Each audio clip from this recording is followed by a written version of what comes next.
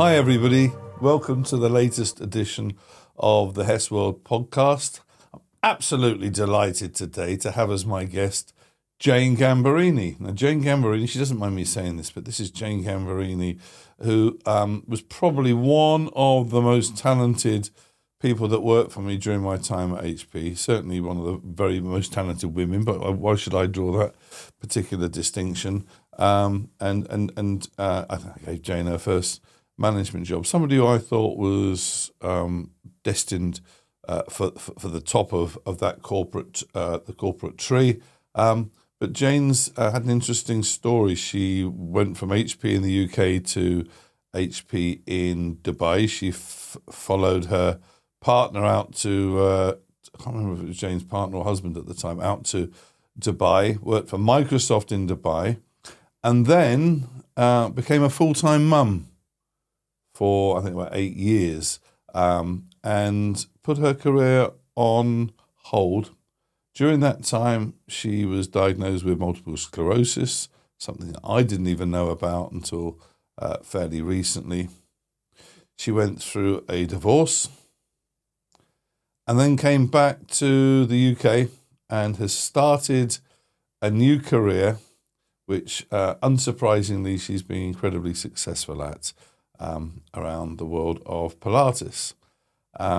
So Jane, delighted that you've joined me on Hessworld today. Delighted to be here and see you after so many years. Yeah, I know, and you're looking absolutely fantastic. I'm old school. I can say things like that. And so are you. So, we knew each other well at HP, and hopefully everything I said in that little introduction was more or less right. Yep. Let's go back to the beginning and then follow your career chronologically, because I do think it's I meant exactly what I said. This is an interesting story about a woman that I think could have got to the very top of HP, followed the partner in her life, the man in her life, and then put that on the back burner for a while, which would have surprised, I think, an awful lot of people that knew you at the time. Mm-hmm. And then you've really used a whole set of skills that made you incredibly successful into this new world. And then you've had a few bumps along the way. So let's go back to childhood. You grew up, I think, in Wales. I grew up in South Wales. Have one brother, 2 years older than me. Very happy childhood. Lovely mum and dad, very close to them today. And I think it was my dad, who was in a sales role, who really gave me the first introduction to sales and taught me what it was all about. What was your dad's line of business? So my dad initially started in a fish and chip shop. And interesting story, he decided to leave the fish and chip shop and go and work for Olivetti, selling Addy machines. Blimey. And he tells the story of he was the worst salesperson there. They took on 12. He hadn't sold anything. He'd walk up and down the street because in days like that, you didn't have the corporate name behind you. He was carrying a briefcase and an Addy machine under his arm. And he said he saw my mum and she was with her friends. He was so embarrassed, he hid from her. And he said, I just thought, I can't do this. And that night, he was a good table tennis player. He played table tennis and he played against a guy called Arthur Bunce. He smashed him. The next day, he went into a work meeting in the local paper and the manager there was Arthur Bunce. And he said, Arthur said, Roger, what are you doing here? He said, well, I'm not doing too well, but I'm here to sell these. He said, Arthur bought 3. Within 3 months, he was the top salesperson in Wales. And within 12 months, he was the top salesperson in the UK. And, he tells those stories, and they're the stories I learned growing up. And I saw his business go from strength to strength, but I also saw how hard he worked. And my mum was part of the business as well. And they are still in business today. My dad is still in the office most days. My brother now runs that business. And that gave me a real strong sense of work ethic. And, I worked incredibly hard like he has. So you went to uni, I think. I went to uni in Aston in Birmingham. Right. And then I got a lucky break. So I'd always wanted to work in, I didn't necessarily say I was going to be in sales, HR, I liked all of those things. And I got a placement year with HP. And I think I ended up with the most exciting placement year there was. My role was to recruit 70 new trainees for the next year. So all I did was go around interviewing people, going to different universities, selling HP. So your placement was in HR in HP? My placement was in HR in HP, but I was there to recruit 70 kids, basically, for the next year. So we just had so much fun. You know, some of the names that were in my placement year, Julie Hennigan, James Johnston, they were in my intake year, and we had an awful lot of fun. But what it gave me at the time was an insight into all of the different parts of HP and gave me exposure to all of the different managers. So, you know, when I finished university, I got a job straight away to come back. Perfect. And how did you end up in sales? Did they slot you into that straight away? So I'd actually got a job to go into recruitment working for Martin Ward Anderson in Bristol, selling into financial services. And then at the last minute, HP approached me about coming to work in sales in financial services. And you laugh at this. It was more money, so I took the HP job. Oh, there's a surprise. And I ended up in central London. And I was the sales trainee working for the likes of the team I was working for, Pete Thackeray, Paul Kember, Dave Howell, the lovely late Nick Thurlow, Paul Patterson was there. And they were the guys in London. And I was their sales. The greats of the IT industry. You know, and it was big expense accounts, lots of lunches, lots of drinks. And it was the first time. They gave you totally the wrong impression of our industry. It was, but it was in those days, wasn't it? It was just such good fun. And the reality of it was, though, I was put in a role. I did not have a clue what I was doing. Right. Did they give you any technical training? They did, but I wasn't interested. I didn't enjoy it. What did you enjoy about it? I loved the job. I loved the fast-paced nature of it. I really enjoyed HP, the culture, the people.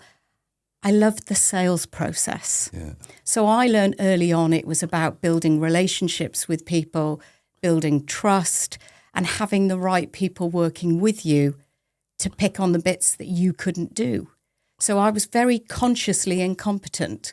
But what that did was make me work even harder to prove I was successful. Were you a quota-carrying salesperson? Not at that point. So I was a sales trainee.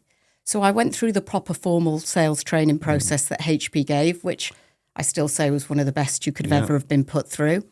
And I had to go through a sales assessment centre. And I was petrified because there were 12 of us going through it. And I thought the people, you know, much more technical than me. Anyway, I passed. 3 of us passed. Kate Patton was on that, if you remember Kate Patton in HR. And a number of the sales managers were there. And Kate went on to be the HR director. She did. And, I passed. And I was then given a fully fledged sales role selling into the London market. And I was part of the team with Pete, Paul and Dave. So we were a little gang. Oh, you were peers? We were on shared quota. And I've never liked shared quota. Well, at the time, as a first introduction to sales, that gives you an element of security, right? Agreed. And so, you know, I knew they would support me. And they were brilliant mentors and really strong mentors back in the day. And because I went into sales shortly after leaving uni, and it just felt like the glove fitted really, really well. I sort of, this is my home. Did you what was it about sales then that you really thought was right for you? The money. Yeah. You've always liked the money. I was motivated by the money. Did you like the thrill of the chase, the target? But also it was almost like power, element of power, control, the challenge. For me, I wanted to win. I wouldn't so much say freedom, but I wanted to win. I was ambitious. And I wanted to, when you put me into a deal, I was a bit like a dog with a bone. Yeah. I would be determined to do whatever it took to win that business. See, the great sellers, that's what they're like. Because the reason I asked the question is I like people what was it about sales that really fired you up? And closing the deal. Yeah, it's the chase. Closing that deal, getting that order, just... So that was something that felt good very early on in your career. It did. And I was lucky. I started off cutting my teeth with the support of the guys. And I had a number of small areas, sort of underwriters and insurance brokers that I was targeting. And I really enjoyed the customers that I was working with. That was old school. Some real East End companies. And the Lloyd's of London market was very old school, wasn't it? I went and sat in the Lloyd's of London building, did my research, and went after a number of the companies and was successful. And that was my first sales job. That was way before my time. But when I knew you, you were already...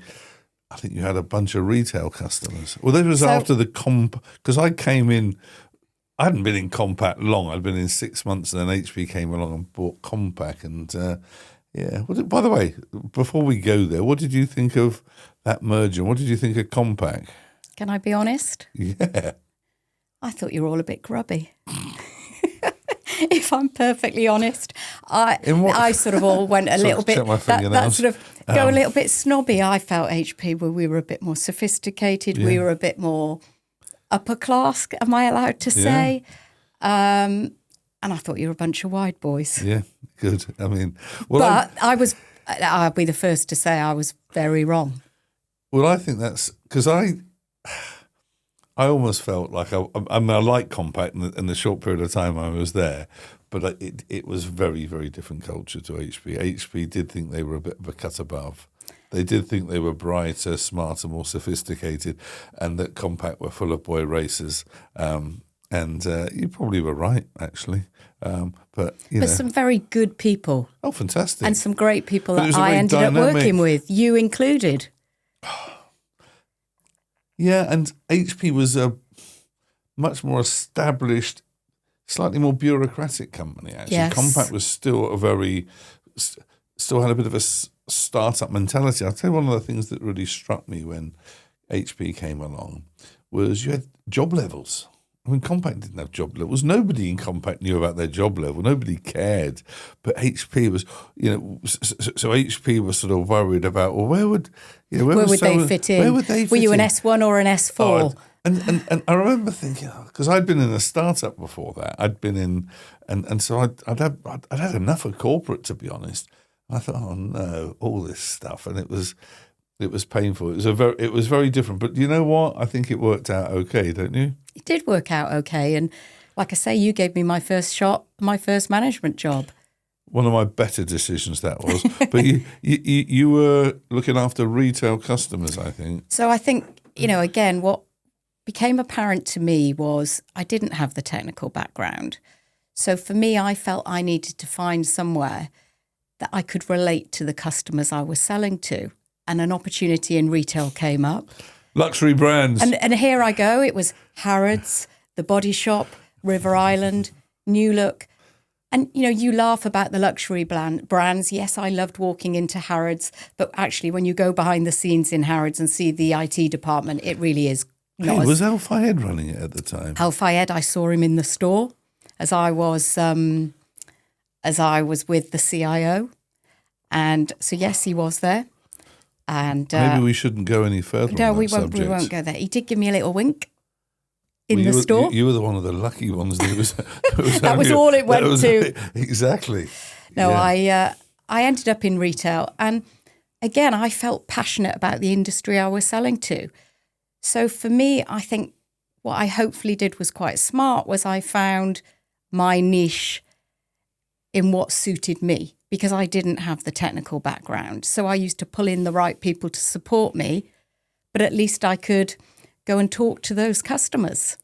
I get it. Did you like tech? No, I bloody hated it. Yeah. And, we'll come on to Pilates, but...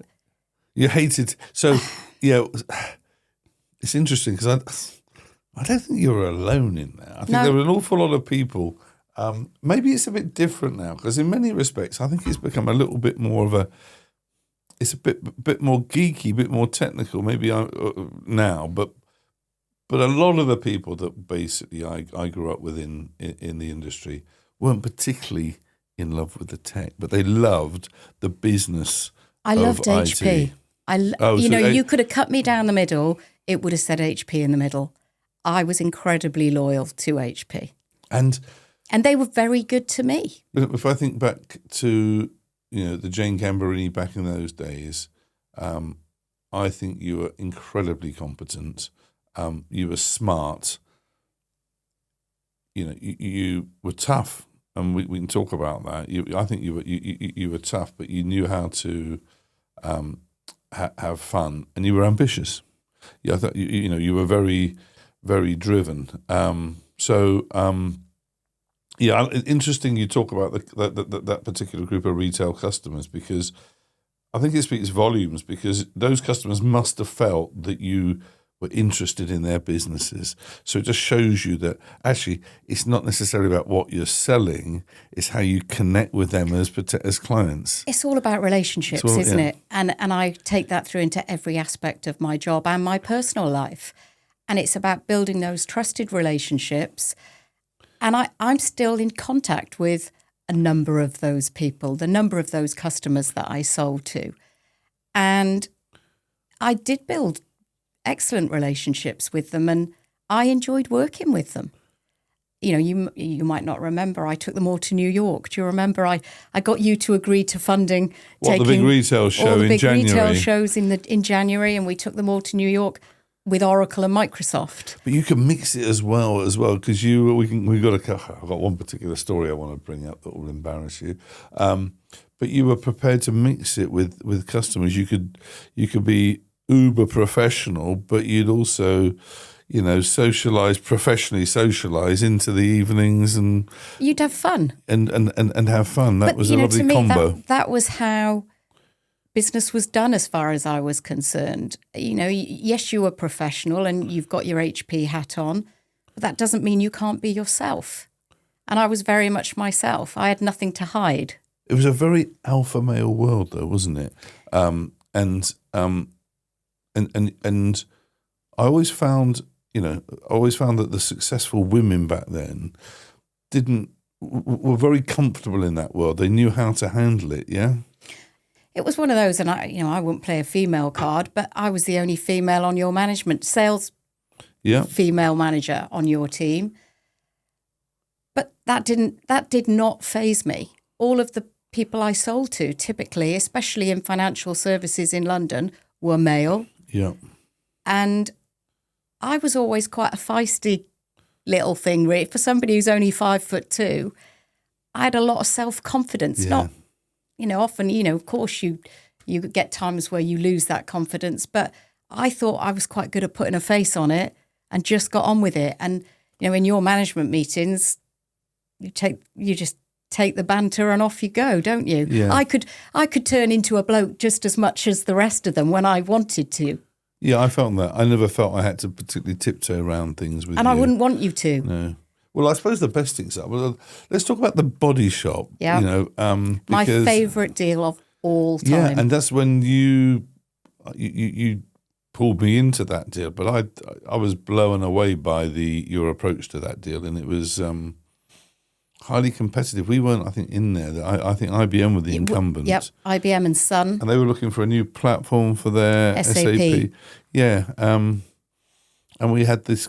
We had the important beauty parade presentation, the deciding presentation, and you took a very different approach to it, didn't you? So we employed a marketing agency called Bubble, who helped us construct a story based around the Body Shop's values and vision, which was based around the 4 different seasons. So it was a solution where we engaged HP Consulting, services, software, hardware. It was a beautiful deal that we put together, bringing all the different components of HP. And we pitched that to them with that story in the different seasons, and it was different to what we'd ever done before. Because instead of a PowerPoint presentation, Bubble had constructed a load of 3D models, and you sat everybody around a table and you put the models on the table. And I remember the looks on their faces thinking, well, hang about, we're expecting a PowerPoint presentation here. And they had big smiles on their face. It was different. Because it was different. And you moved these models, these 3D models around on the table. And so you tied it in beautifully between, using the full breadth of HP's capabilities, tying it in with their values, what's important to them. And it absolutely blew them away. And I got you involved early on in that deal. Because the other thing I think I did that I felt I did well was I wasn't afraid to bring in senior management to help progress those relationships. And I identified the CIO of the Body Shop, John Granville. You would get on well with him. And you did.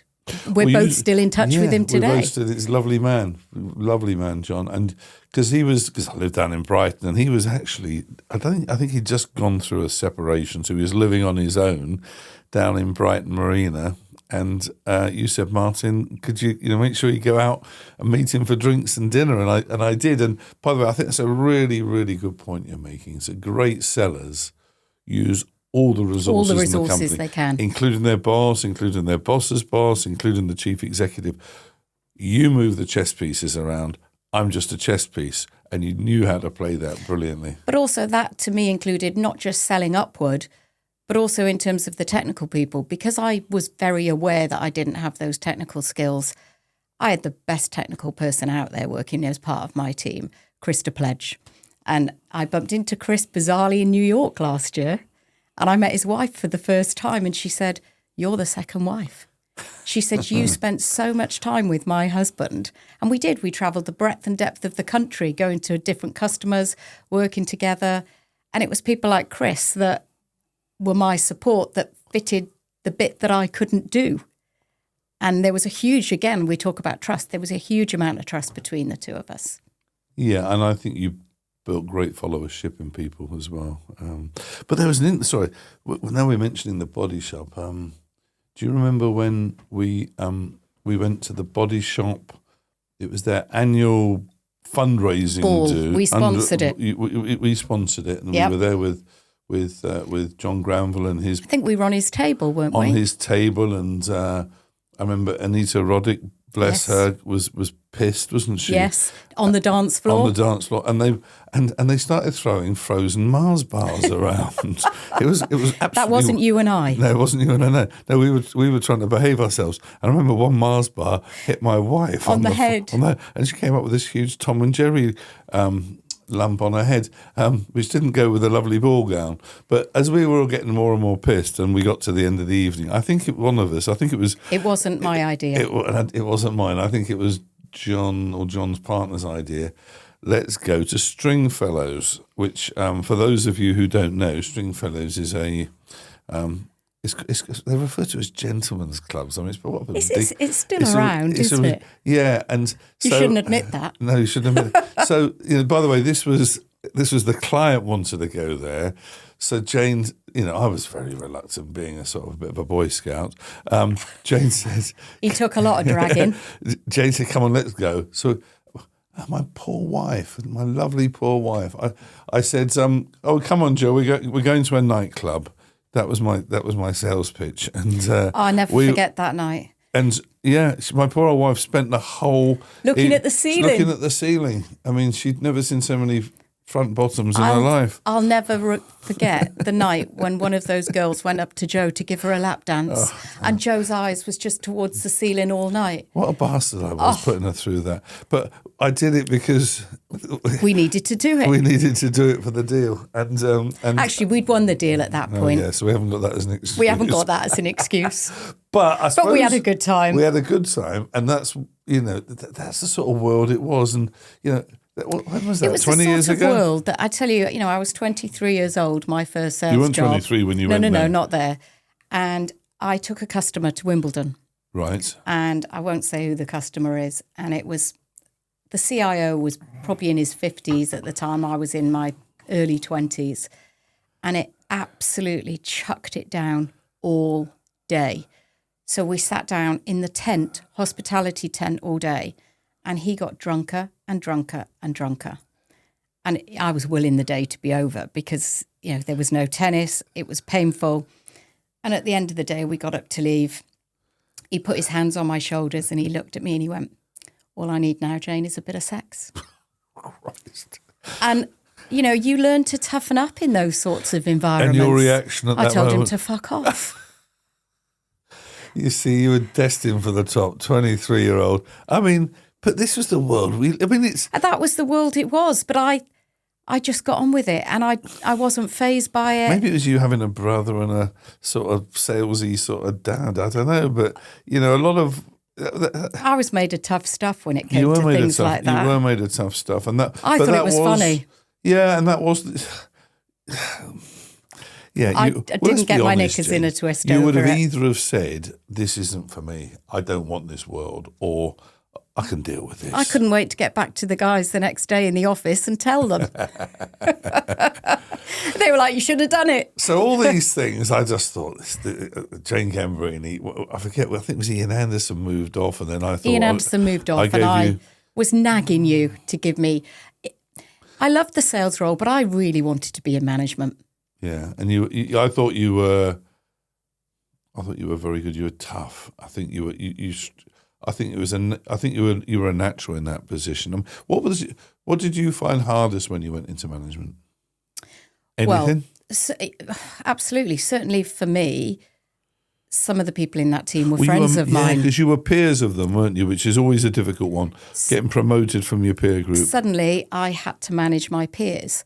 And I found that challenging. And some of those peers probably made it more challenging for me. I can think of one or two. Am I allowed to mention them? We can. Well, Rachel O'Brien. The infamous Rachel O'Brien. Oh, she's a wonderful lady. Rachel, if you're listening, I love you. I think you were brilliant. I did speak to Rachel a few days ago, so yes. Rachel was just out there. She was not an easy person to manage, and she'll laugh listening to this. She spent a lot of time managing you, didn't she? She tried to. Yeah. And but I had lots of fun with Rachel. We're digging up some old stories here. Apart from Rachel, I thought was a great account lead. I remember going lots of good deals on O2. I remember singing "Your Sex Is on Fire" at a kickoff at Ascot. Rachel and I on the stage with hundreds of people. So Rachel, just the two of you, wherever you are, Rachel. Yeah. So yeah, she wouldn't have been easy. And who else was there? Ali Redfern. He was great to manage. Yeah. I gave him hers. He was a cheeky chap. He was good, but he was always, cheeky chappy. He was always taking the piss out of you, actually. But he was also a strong supporter, and he was loyal. Yeah. And Ali was a really good guy. Louise Donnelly. Mark Waters was our sales support for services. What happened to him? For services. What happened to Mark Waters? He's now the MD of HP in the UK, isn't he? Hey, Mark. Get you on the podcast. Mark Waters was part of that team. But you were tough, and I know I'm singing your praises a lot, but I did feel, I think it was that balance that you had between, driven, super professional, but you could mix it and work bloody hard. You did, but you were tough. I remember you having to deal with somebody who was a bit naughty on their expenses. That wasn't in the retail team. That was on the management team I went to next, but. It's all a bit vague to me, but you were tough though, weren't you? Yeah, I'd clocked quite early on that his expenses were significantly higher than most other people's. And I was the attention to detail is one of my things. Yeah. So, I was organised, I would be on those sorts of things. And I started going through his expenses. And I remember taking them all home one day, sitting on the floor, on the carpet. And I found out he'd been taking his parents out for Sunday lunch. He'd been buying his Chinese on a Friday night. He was doing his shopping. He'd bought bin liners, all sorts of stuff. And I thought, he's taking the mick. Yeah. This isn't right. Yeah. And I came to you and I told you and I said, I want to fire him. Yeah. And I said, go ahead. And that's what we did. Yeah. And I thought, because that to me wasn't right. Yeah. And Yeah. Yeah. No, there was a clear right or wrong there with you, and yeah. But that was the attention to, that was that side of me that I was on top of all of those things as well. That's why I say you were on it. You were on top of your forecast. You were on top of your numbers, on top of your. You know, when you say you didn't like tech, and you, I never felt that. You know, so I knew enough to get by. Yeah, so you never, and this is a good lesson for people. Don't tell people that you are weak, because I didn't even notice. I don't that. think I ever did tell you, did I? That's what I'm saying. You didn't tell me, so I never noticed it. And you were so strong in so many other areas, it didn't matter. But that, again, for me, is part of being a good salesperson. You plug the gaps that you don't have with other people, don't you? Yeah. And, for me, I knew I wasn't strong in that area. So I had to excel at other areas. Yeah. Casey Powell, the founder of Sequent, a great company I worked with in the late 90s, he had a saying, the great sellers are loved by their customers and leverage the hell out of their companies. Couldn't agree more. And that is so true, isn't it? Loved by their customers, leverage the hell out of who you work for. And if you do those two things, which, by the way, sometimes means you rub a few people up the wrong way, because the great sellers are demanding of their pre-sales, demanding of delivery, push up against finance.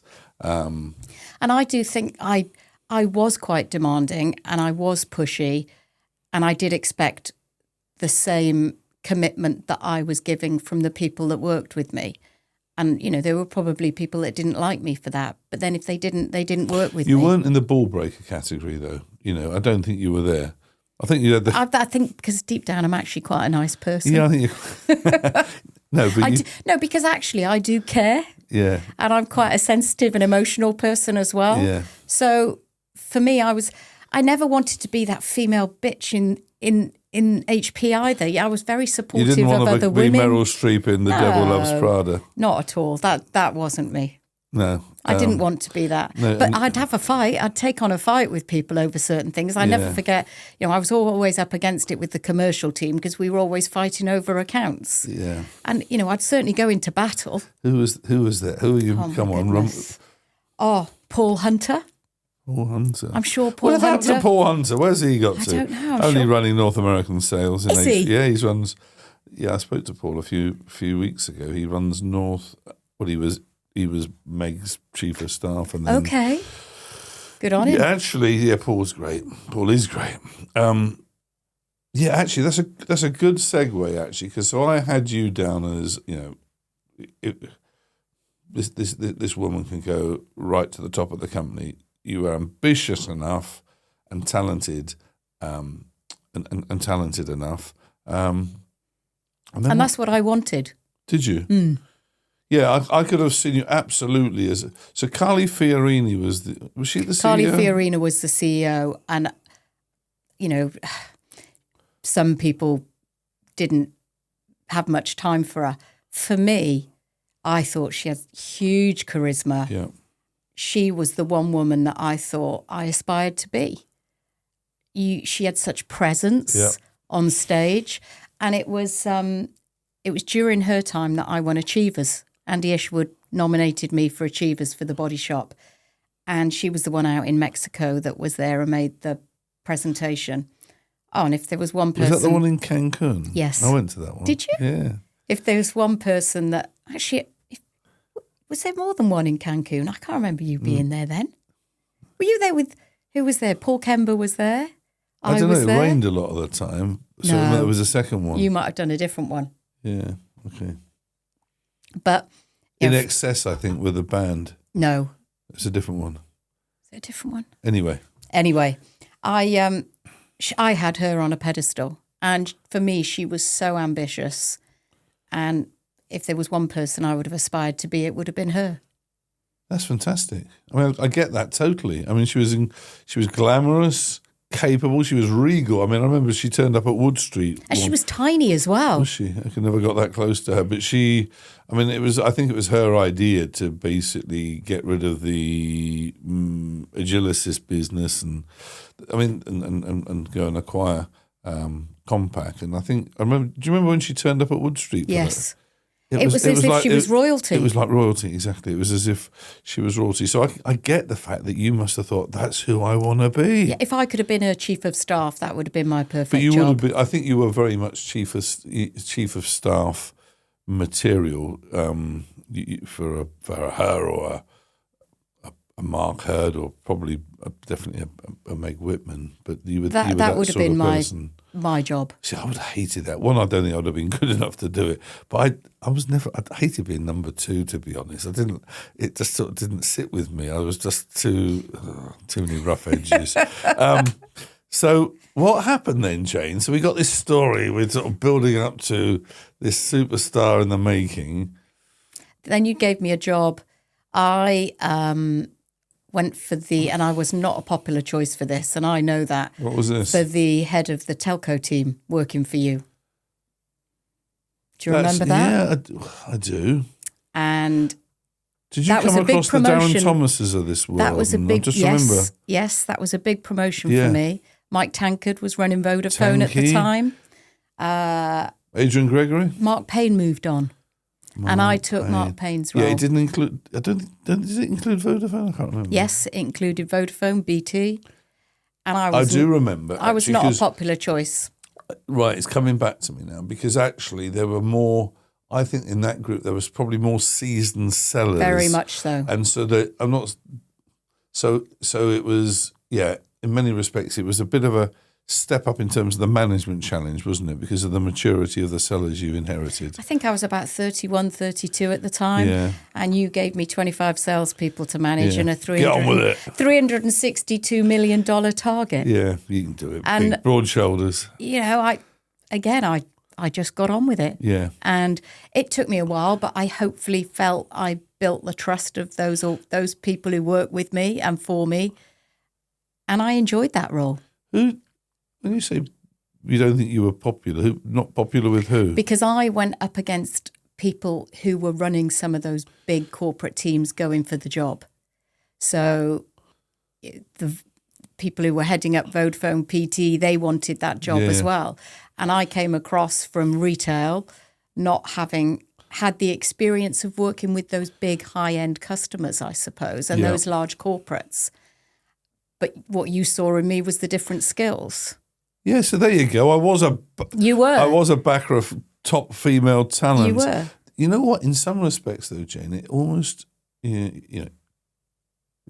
glamorous female, young, you almost have to work harder because there might be a sense of,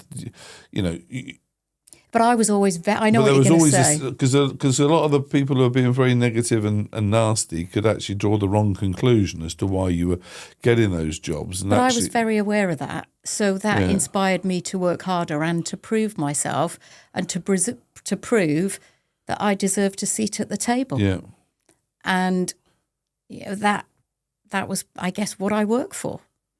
And I worked incredibly hard to prove that I deserved a seat at that table. Yeah. And hopefully I helped inspire some other female salespeople along the way. I think you were very much, Jane, I think you were very much a beacon for a lot of women, younger women. But I supported those women. I mentored a lot of them. You had Pip on before. Pip said I wasn't sure I'd know. I knew exactly who she was. I knew who the top talent was that was coming through. That was part of my job to know that. There weren't enough. There weren't enough because I remember sitting years on the HP board, and I think it was when we went the third cycle of how we're going to get more women into IT. I thought, it's time to move on. I think when it comes around for the third time, and it was all about how do you make this a more attractive industry for women? How do you because women tended to go into the HR and marketing functions. That's tended to be where women went. But you wanted them to come into the technical roles and into sales roles. And that was never, I don't think we cracked it, to be honest. I wouldn't say you got more women in now, but it was there was never enough, to be honest. I was always keen I really enjoyed a bender dance. You were incredibly supportive. But you couldn't, I would never promote somebody just because they were a woman, just to get a number up. I've passionately, was against that. But there were never enough women coming I think through. I had 3 or 4 sales women in my team, in the retail team. There were a couple in the NSP team, but it was men. Yeah. So you were doing incredibly well in sales management, pushed quite far for such a young age. What happened then? That's when you went to Dubai. No, you got some job in Europe, didn't you? Oh no, that was before you gave me the NSP job. Yeah, you brought you back. That was the job you hated, wasn't it? I went and did. I had a mentor in HP, Ernest Salas, who told me that I needed to go and do an EMEA role. Yeah. Because at the time, my plan was I was going to the US. That's where I wanted to go. You were going to run the company. And he told me to get across to EMEA. So he encouraged me to go for a role as the storage sales manager for EMEA. And I went to work for a lady called Neil Clapper, and it was probably the worst 6 months of my life. I was traveling around Europe, sat on a plane, going to different meetings, talking purely about forecasts, which is what you really did in those EMEA roles, my opinion. Either sat on a teleconference or on a plane. And it was just too much of a technical role for me. And I think I came back, you posted the job of the NSP sales manager, and I said, Martin, I want to come home. And home you did. Right, let's move on now, because you then met your husband. I met Ian. And then you moved out with Ian to Dubai, didn't you? So Ian got a job working for the Emirates Group in 2005, and he moved in the December, and we just bought a house together in Ascot at the time. So I was left in this 4-bed house on my own, and off he went. And at that point, it was a decision over, what am I going to do? Am I going to follow him, or am I going to stay in the UK? And I made the very difficult decision to go. But I wasn't prepared to give up my career, so I used my network internally within HP, Ernest Salas, Andy, and I got a job working for HP in the Middle East. And I moved across in 2006 to run it was called the rest of the Middle East. So I ran 10 sales people covering the UAE, Qatar, Bahrain, Kuwait, Lebanon, Jordan, Yemen. And I rocked up over to Dubai, and I never forget, culture shock like you couldn't imagine. You talk about women in IT. How old were you, mid-30s? I was 33. Women in IT. Can you imagine walking into the Middle East and blonde, little, big high heels? The look on their faces was like, she's going to be our sales manager. And the culture shock was huge. I remember you telling me that at the time. Again, you could tell they've sat there and thought, who is this person that's just arrived? And it took me a while to get my head around that. It was a challenge like I'd never faced before, because I had to win over people who were much more skeptical than I'd ever faced in my career. And I didn't have the support and the network there that I had in the UK, of people who'd seen that I'd deserved to be there because I'd won big deals, I'd done well, I'd supported others, I'd brought people on, I'd coached people, I'd mentored people. As far as they were concerned, I had no history whatsoever. But what was fantastic about the Middle East, and a lot of the customers that you work with, it's very much based around a relationship-centric model. So again, I played to my strengths. Yeah. And you'd go to Oman and you'd meet the chief exec of the bank and you'd just sit and drink tea. I was happy as Larry doing that. You didn't talk technical stuff. It's just deep in the confidence you've always had, I think, has stayed with you. I think I've even if I'm not feeling confident, I've always felt I'm quite capable of putting that face on and showing up as confident. And it took me a while to build relationships with the salespeople. But I went back to basics, because what you didn't have there was the skills that had been drummed into us in the UK. So the quality of the salespeople, it wasn't as good. So I felt I could really add value. Basic skills, forecasting, deal management, all those things that we were just inbred with, that we would do like duck to water in the UK, just didn't exist over there. So I was able to put in a lot of those processes. And I really enjoyed it. And again, a number of those salespeople I'm still in touch with today. So I know you did a short spell at Microsoft then, but I'd like to jump forward to then I got pregnant. Then you got pregnant. Yes. And you had 2 children, and then you became a full-time mum. Yes. And a lot of people would look at that, and I put myself in that category and thought, I never saw you, Jane, as a full-time mum. And by the way, that's not, full-time mums are probably the most important jobs in the whole world, but I never sort of saw this ambitious, young, very talented woman basically becoming a full-time mum. I didn't think it would be enough for you. So I think at the time it was an incredibly difficult decision. It coincided with me also being diagnosed with MS in 2010. And I was working for Microsoft. You kept very quiet, didn't you? I don't think I told anybody for 8 years. I didn't know about it until fairly recently. For me, I didn't want it to define me. I wanted to still be the person I was. And I dealt with it very privately and very quietly with just probably my closest friends and family who were aware.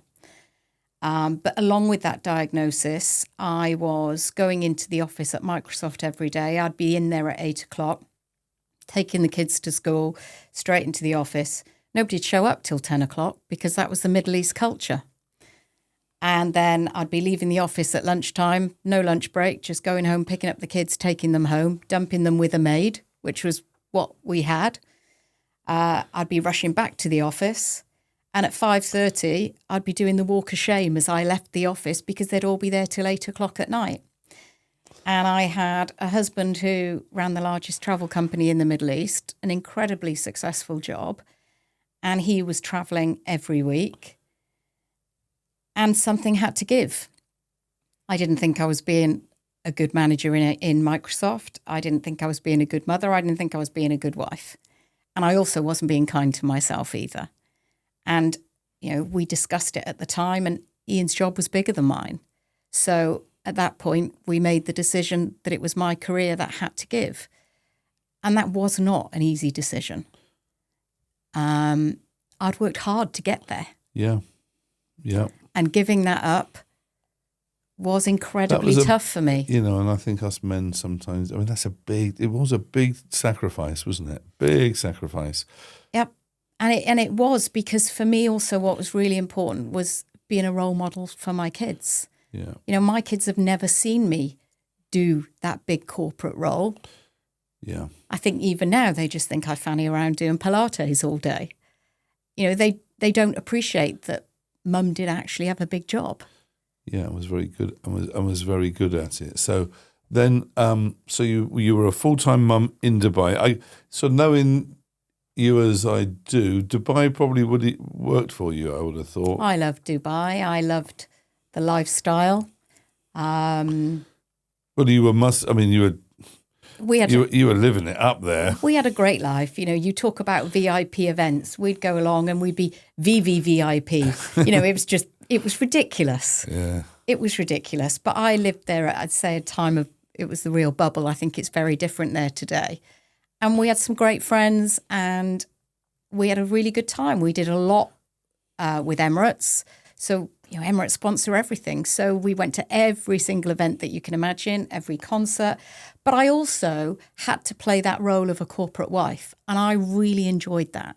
Because again, with my ex-husband's job, we did have to entertain. I still had to have those sensible conversations.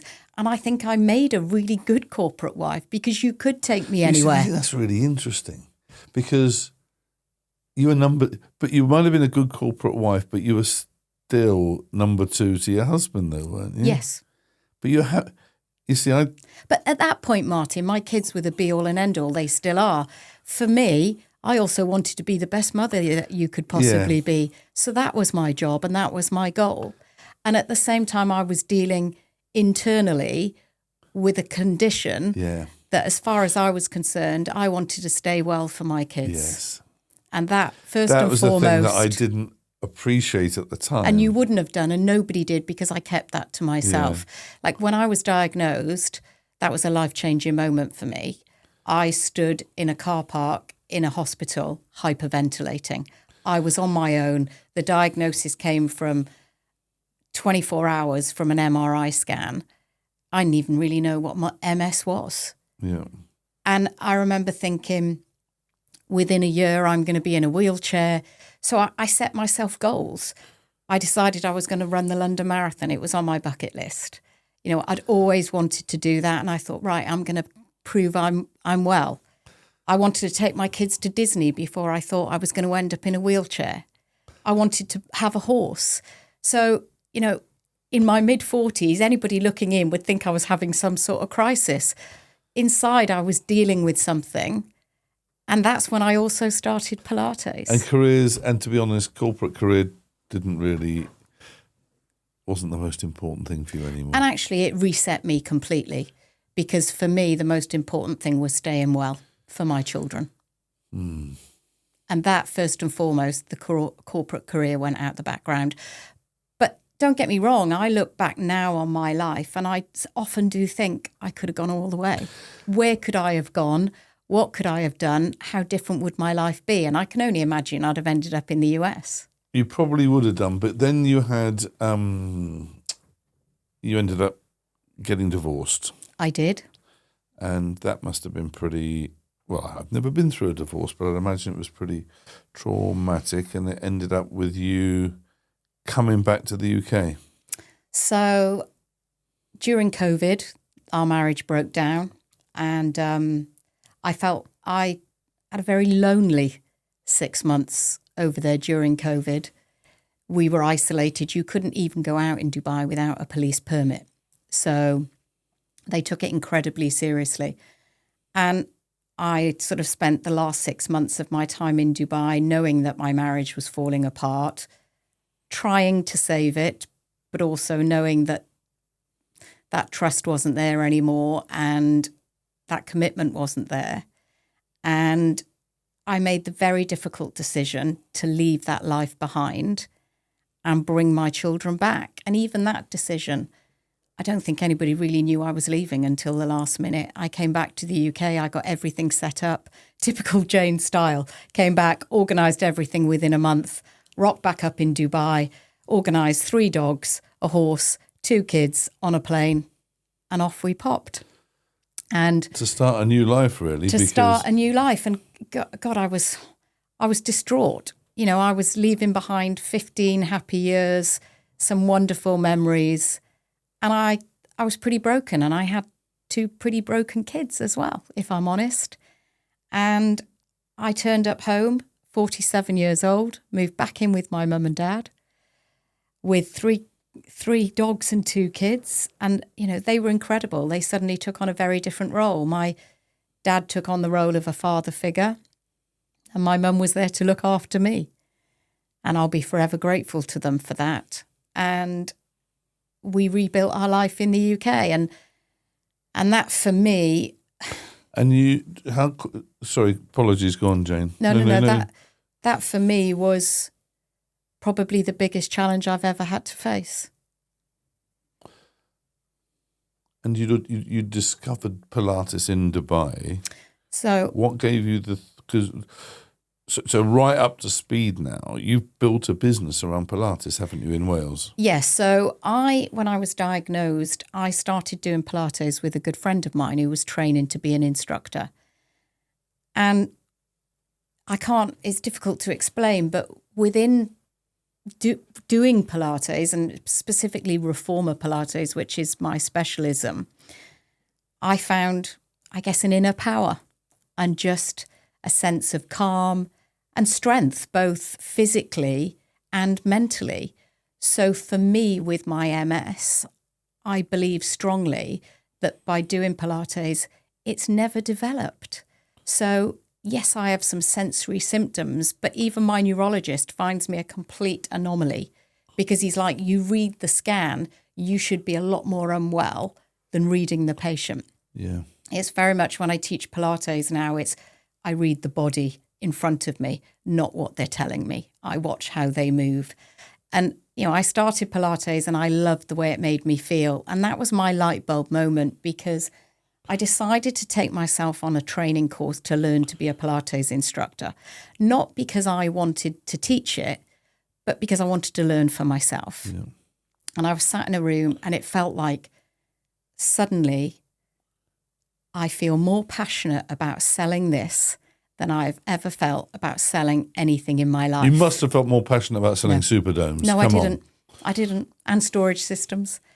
And it for me was like, and it's how I look at my sales career today. I sell Pilates today. I'm still a salesperson. So your transferable skills. My transferable skills. I'm still a salesperson. I'm still building relationships. I've still got to sell Pilates to the clients that walk through my door every day.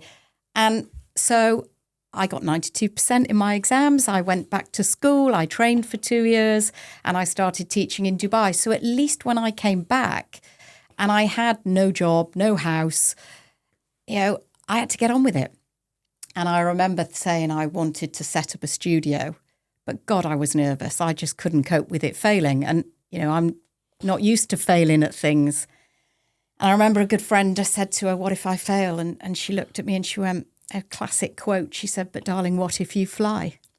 And that quote has resonated with me ever since. And I opened the doors to my Pilates studio in 2000 and, God, where are we now? 2021, coming up to 4 years, actually. It was the 12th of July. And I remember thinking, if nobody walks through the door, how am I going to cope? And it flew. And in 4 years, we've doubled the business. I have somebody working with me now. And I've started with 2 machines. We've now got 5. And we have a full wait list of classes. And it's been more successful than I could ever have dreamt for. And your ambition now? So I want that business to grow. I want to be successful. And for me now, in fact, this weekend, I start the next evolution. I guess the next chapter in my journey is over the last 6 months, I've trained to become a Pilates teacher trainer. So this weekend, I start my first intake of students who I'm going to teach them to be reformer Pilates instructors. Brilliant. Fantastic. Which is a huge challenge for me. I'm nervous about it. I'm also very excited. My first course starts now. It's full. My next course starts in September, and that's where I'm going with the business now. It's got a huge smile on your face when you talk about it. So do you feel fulfilled? Oh, like you couldn't imagine. Martin, I've been through some challenging times, and I think it's those turning points in your life that could be seen as utter failures that actually make way for something better. And, I arrived in the UK and I said to you, I was broken. And in that 4 years, I've rebuilt my life. I built my kids a home. I bought a house. I renovated the house, went through a difficult divorce, built a business, met a fantastic new partner that's been in my life for 4 years and is an amazing stepfather to my children. And I love what I do every day. I go to work every day. I help to make other people feel stronger. I hopefully coach and inspire others to move. And all those qualities that you had all those years ago. It's the same skills. Yeah. It's the same skills. Have you got any, I don't want to end on a negative, but any regrets, any things you wish had been different? I like to say, don't look back, look forward. Yeah. There's things I might have done differently, but I'm not going to worry about those. For me, it's about what's coming next. Wonderful. And for me, it's making sure my kids are happy, I'm happy, my partner's happy, my family. I couldn't have done it without my family and friends. You're a very strong person, Jane. You're a very talented person. You're a very strong person. Phenomenal resilience, phenomenal get up and go, and fantastically optimistic view of life. And wow, I certainly, I enjoyed working with you. You were brilliant, and I can see why you're brilliant at what you're doing now. So thank you for your time today. I think there'll be a lot of people watching this that will be really inspired by your journey. Good luck. Thank you. And thank you for all of the opportunities you've given me. I wouldn't be where I am today without you. That's nice of you to say, but you would have done. You would definitely have got there anyway. Thank you. Cheers, Jane. Bye-bye. Bye.